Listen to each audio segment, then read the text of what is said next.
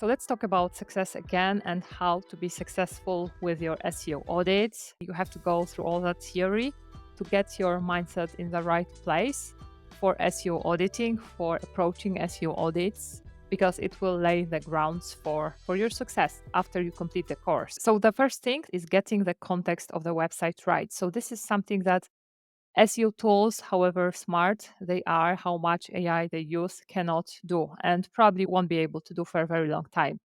Only you and your human brain can get the context of the website right. What do I mean by that? You browse the site as if you were its user. You crawl the site, you get a lot of like technical data, you access to Google Search Console, so you have that Google related data. You send a very detailed questionnaire to the clients and they get back to you. So you know the client's needs, the client's problems, goals. So you have all those data points.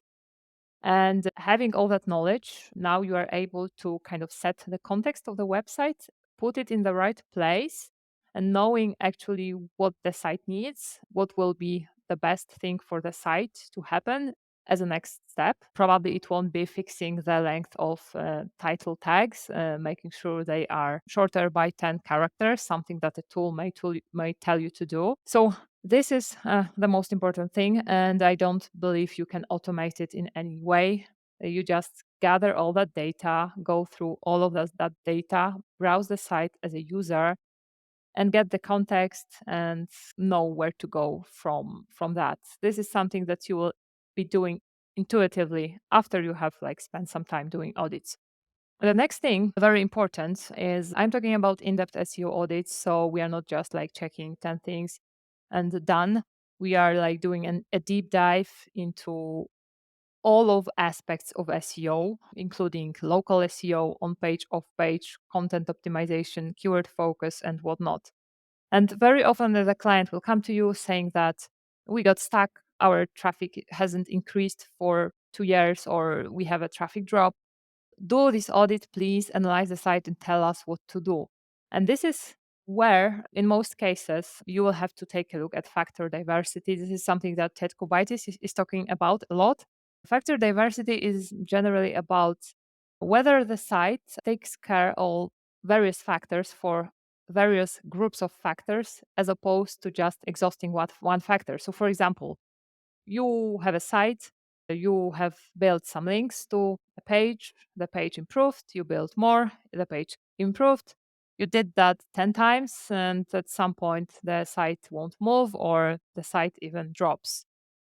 And this is the moment where you take a step back and analyze and realize that all the site was doing off page, while on page has never been done. So you do on page the way it should be done with Quora. We'll be teaching that. And then the site skyrockets, and those things you have been building start to work as well, because now you have taken care of multiple factors. So factor diversity and checking whether the site has taken care of multiple factors, especially factors that are different, is a very important thing. And if you identify it, if you fix it, the site will probably grow. And the best tool for you to check that is Quora. With Quora, you can check just one keyword at a time. That's why you need this fundamental SEO understanding, being able to like assess the site very fast while just browsing it. And once you know the top keywords for the site, the top pages, you open Quora, you run a report for that specific keyword, and the Quora is showing you like all the ranking factors that matter for that keyword and which ones matter the most for that specific page. And you can clearly see, okay, so this page has not taken care of that, and this. So we're fixing that, and the site will probably go up after you have taken care of those factors. I'll be talking about Quora and all of that, so you will know exactly what I'm talking about. I just want to convey the concepts of what can make your SEO audit successful. So being aware of factor diversity and being aware of where the site is lacking, this is a great foundation for SEO strategy, SEO audit that will actually move the needle. Now, the next thing that will make your SEO audit successful is actually checking, in addition to, of course, providing insights on all the issues you identify, technical issues. Sometimes technical issues may be really fatal. And unless a technical issue is fixed, the site cannot rank. So if there are such issues, we can call them quick wins. You have to like make it crystal clear that this has to be taken care of in the first place, because without that, we cannot do anything else. So putting those most important critical elements at the front of your SEO audit is also like critical. And the next things that will allow you to be successful in your SEO audit is writing clear recommendations, and at the same time making sure those recommendations are detailed enough so that the client understands what you really want. You don't want to write a recommendation, please fix headings. Headings are not optimal for SEO. They won't know what to do with that. You have to take a screenshot of current structure of headings, explain what's wrong with that structure, and then propose a good, correct structure of headings. And if the client sees something like that, they will probably know what to do with that. So clear recommendations and tailored specifically to the site is something that will make your audit successful. We'll be diving into that in more detail later on. This is the theoretical part. You don't have to like do anything now, right now. Just absorb that, because I just want to get your mindset in the right place. Another thing that will make your SEO audit successful, something I talked about in previous videos, is implementation of the audit recommendations. If they don't get implemented, your audit will be a failure, even if you are the best SEO auditor on earth.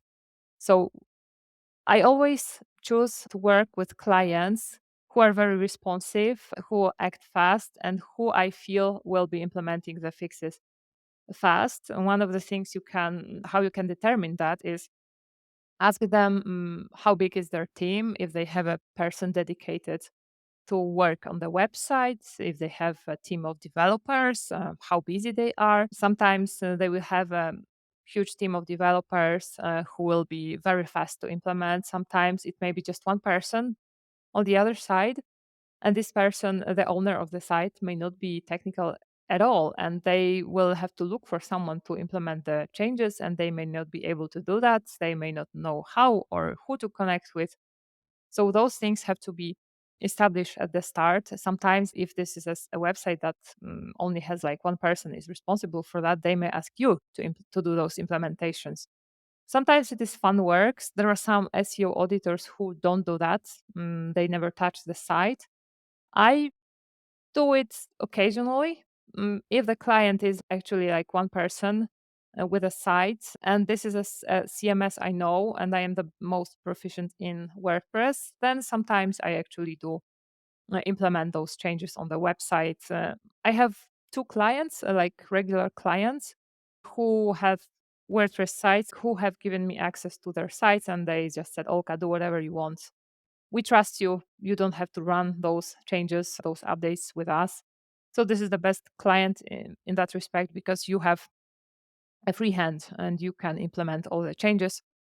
But on the other hand, you always have to take that into consideration, who is going to implement, because if it is going to be you don't want to shoot yourself in the foot. So I'll be talking about this later on. Now I just want to convey that implementation of changes is critical to the success of your site. And that brings us to client education and educating the client about how the process will look like, how long it will take, and how fast they can expect results. Because very often the client thinks, okay, I get an audit, you do the audit, and we see traffic go up. But unless you identify a critical technical issue, that's not going to happen. SEO audit will just form the foundation for the SEO strategy that they have to implement. They have to be implementing over months, very often, sometimes even years. So, lastly, customize approach to every audit. You never want to do that. I know it happens. I think it happened to me as well. You don't want to like reuse the previous audits for a different client you did for this client and just swap a few things here or there and leave out the URL of the previous client. You don't want this to happen. This happened when I was working at SEO agency at my like first years. So every audit, it has to be customized. You always have to put the logo of the client. So ideally you should have that template which is like clear of any examples, anything, and you just And this template is like 10%, and 90% is your customized commentary, your customized recommendations.